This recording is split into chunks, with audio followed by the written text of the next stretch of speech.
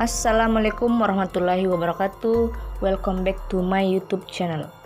Oke, pada kesempatan kali ini saya akan membahas mengenai urban legend atau hantu urban legend yang sangat melegenda, terutama di Sulawesi Selatan. Oke, jadi setiap daerah pasti memiliki urban legendnya masing-masing. Sama halnya di Kota Makassar, Sulawesi Selatan, yang juga memiliki kisah tersendiri atau urban legend yang dipercaya oleh banyak masyarakat. Ya, hantu Sumiati. Siapa yang tidak kenal dengan sosok hantu yang terkenal dengan nama khas Jawanya ini? Ia dikenal sebagai sosok hantu wanita di sana. Jadi sejak tahun 1990-an sampai sekarang, legenda hantu Sumiati pun tak kunjung padam. Jadi pada tahun 1990-an, saat itu Makassar masih dikenal dengan nama Ujung Pandang. Orang-orang seringkali menceritakan adanya penampakan hantu perempuan. Jadi awal mula munculnya kisah Sumiati ini dimulai pada saat sekelompok pelajar yang kesurupan di daerah Hutan Lindung Karaenta, Kabupaten Maros, Sulawesi Selatan. Saat itu ada seorang pelajar yang kesurupan dan menunjuk ke arah hutan lindung tersebut. Saat warga setempat melihat sosok hantu wanita ini di bawah pohon besar.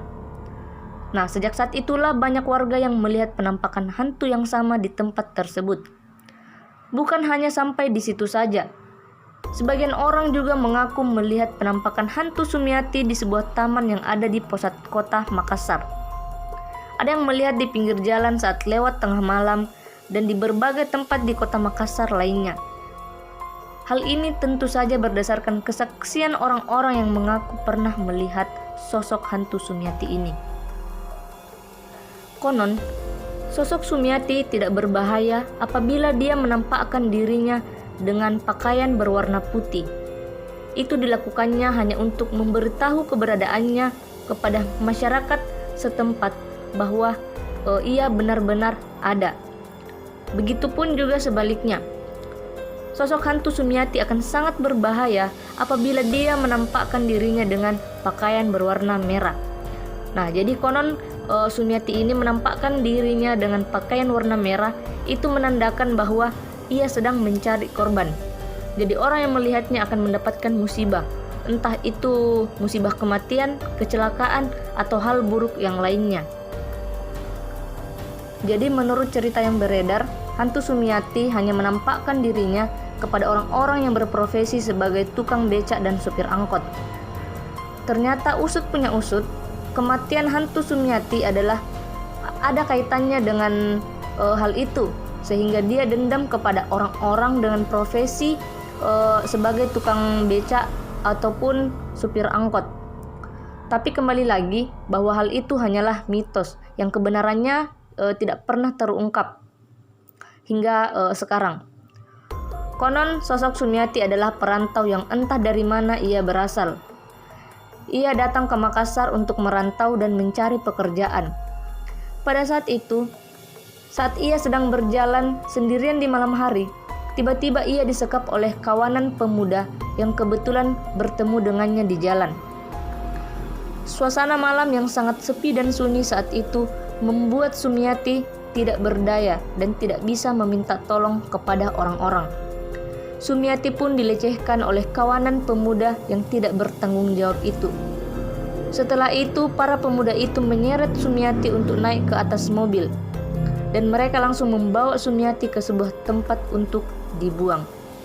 Jadi selama di perjalanan, Sumiati masih sadar, dan ia pun mengetahui kalau pemuda-pemuda itu adalah tukang becak dan sopir angkot yang ada di Makassar. Sumiati pun sempat melawan, akan tetapi tenaga Sumiati tidak cukup untuk melawan mereka semua.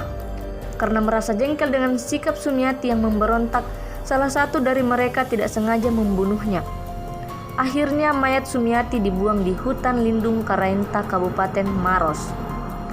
Karena kematiannya yang sangat mengenaskan, mungkin inilah yang menjadikan Sumiati menjadi arwah penasaran yang penuh dengan dendam dan kerap mengincar pemuda-pemuda yang dianggap telah menghancurkan hidupnya. Dia mengincar pemuda-pemuda yang bekerja sebagai tukang becak dan sopir-sopir angkutan kota yang memiliki persamaan dengan kawanan pelaku pembunuhannya. Nah, sejak saat itulah kota Makassar menjadi gempar dengan adanya penampakan-penampakan hantu Sumiati ini.